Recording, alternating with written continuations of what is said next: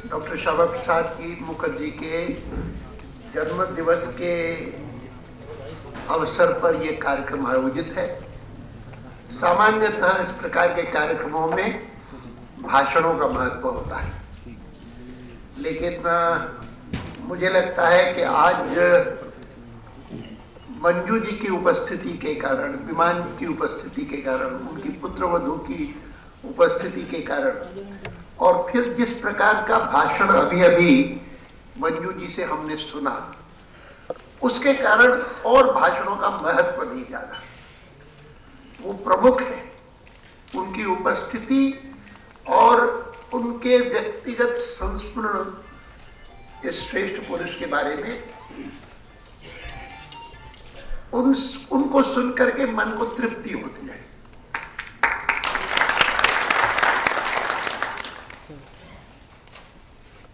ये जान करके भी मुझे खुशी हुई कि इस बार उनके बलिदान दिवस पर श्रीनगर में भी कार्यक्रम हुआ। बहुत खुशी हुई। मुझे याद है कि मैं उस समय 23 जून 1953 को मैं जयपुर में था। जयपुर में अपनी पार्टी के कार्यालय में था, सो रहा था।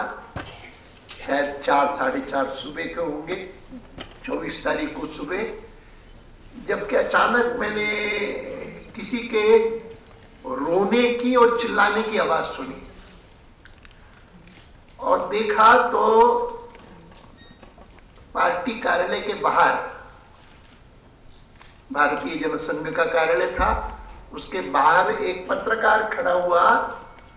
और जोर जोर से चीख रहा था और रो रहा था, चिल्ला रहा था कि अडवाणी जी, उन्होंने डॉक्टर मुखर्जी को मार दिया। आपको पता है कि डॉक्टर मुखर्जी की हत्या कर दी गई। अब वास्तव में उस समय जो सारा वातावरण था देश में, वह आश्चर्यचकित हुआ कि ये क्या हुआ।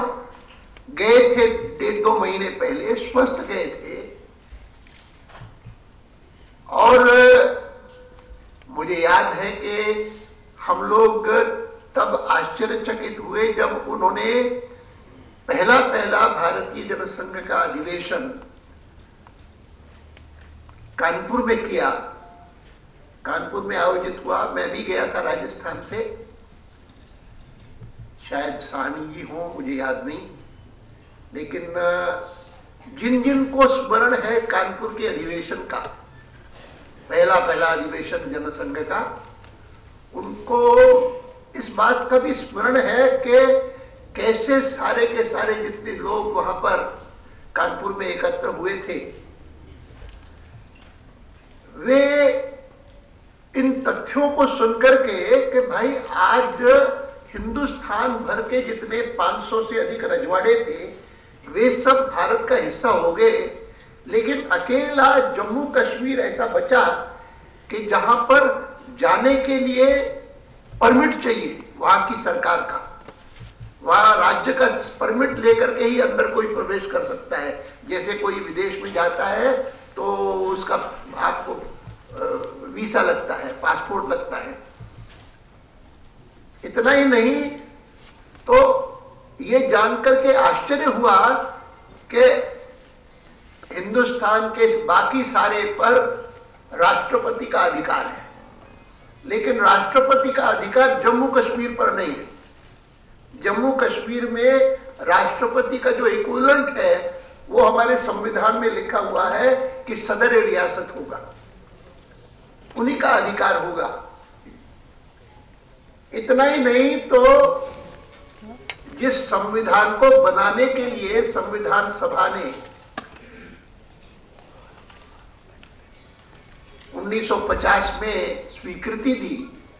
और जिसका हिस्सा बनाने वालों में संविधान सभा का डॉक्टर मुखर्जी स्वयं थे, डॉक्टर अंबेडकर स्वयं थे, और ये 2 व्यक्ति ऐसे थे कि जिनको पंडित नेहरू ने मंत्रिमंडल में तब लिया जब गांधी जी ने उनके लिए कहा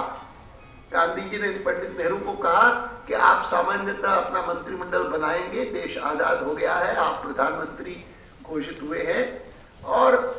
लेकिन आप शायद कांग्रेस के लोगों से अधिक परिचित होंगे, उनको आप लेंगे। मेरा आपको सुझाव होगा कि 2 व्यक्ति ऐसे हैं कि जो कांग्रेस में नहीं रहे। उन्होंने ये कहा कि नहीं कहा, लेकिन वो कहा भी होगा कि वो दोनों कांग्रेस पार्टी के आलोचक रहे हैं जीवन भर। लेकिन मेरा सुझाव होगा कि उनको आप लेंगे तो आपका मंत्रिमंडल अधिक प्रतिनिधि होगा देश का, और आपका संविधान अच्छा बनेगा। आपको अपने मंत्रिमंडल के कार्य में भी बहुत लाभ उसका होगा। और इसीलिए इन 2 व्यक्तियों को, डॉक्टर अंबेडकर को और डॉक्टर श्यामा प्रसाद मुखर्जी को अवश्य ले, और उन्होंने उन दोनों को लिया था। तो उस संविधान के अनुसार देश पर अधिकार कॉन्स्टिट्यूशनल हेड, अभी नया हमारा कॉन्स्टिट्यूशनल हेड निर्वाचित होने वाला है, राष्ट्रपति। तो उस समय राष्ट्रपति हमारे डॉक्टर राजेंद्र प्रसाद बने थे, लेकिन उनका अधिकार जम्मू कश्मीर पर नहीं था, और जम्मू कश्मीर पर अधिकार सदर रियासत का था। और इसी कारण मैं मानता हूं, मैंने पूरे 51 से लेकर के भारत की राजनीति देखी, कह सकता हूं कि 47 में भारत को आज़ादी मिली, भारत का विभाजन भी हुआ। मैं उसके बाद कराची से चल करके इस ओर आया, तब से लेकर के आज तक जो भी घटनाक्रम हुआ है उससे परिचित रहा हूं, निकट से ही देखा है। रिंग साइड व्यू जिसको कहते हैं वो मुझे प्राप्त हुई है, और उसमें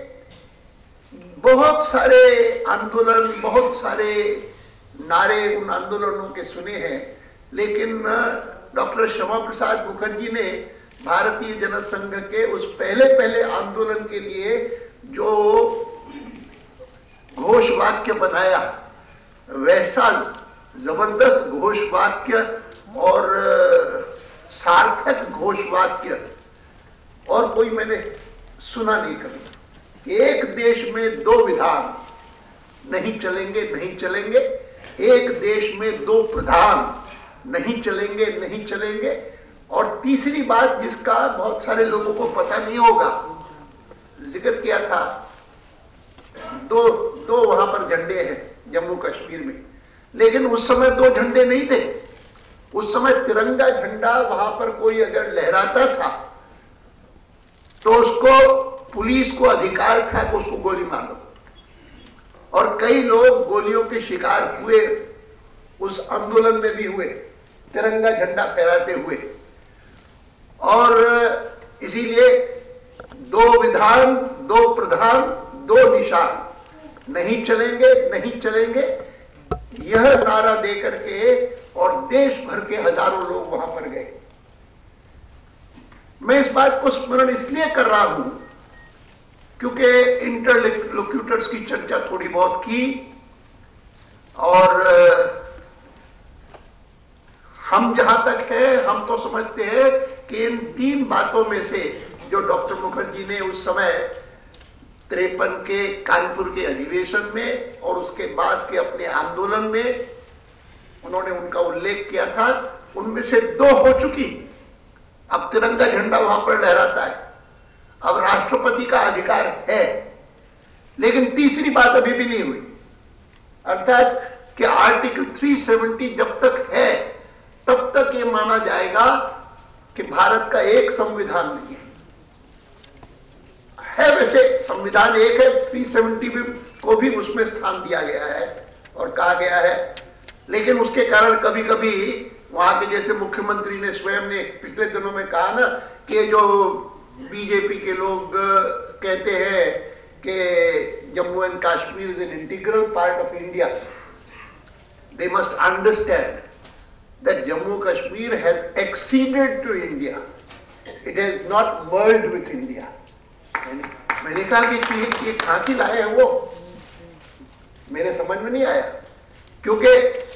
Jammu Kashmir being an integral part of India is a statement affirmed not only by the Parliament of India in both houses by a unanimous resolution. But we went to the extent of saying that if there is an area which has been aggressed, invaded by our neighbor, and today it is in its control, the Parliament affirmed that even that is part of India. और आज अचानक हम देखते हैं कि interlocutors की इस report में जिक्र हो रहा है, इंस्टेड ऑफ पाक ऑक्यूपाइड कश्मीर, इसका जिक्र करने की बजाय पाक एडमिनिस्टर्ड कश्मीर, इसका जिक्र हो रहा है. What's happening? भारत के पार्लियामेंट के दोनों हाउसेस के यूनानिमस रेजोल्यूशन को नजरअंदाज करके, भारत के संविधान को नजरअंदाज करके, इतना ही नहीं तो हम जिस पर आपत्ति उठा रहे हैं कि 370 के अधीन जम्मू कश्मीर का अलग संविधान क्यों है, उस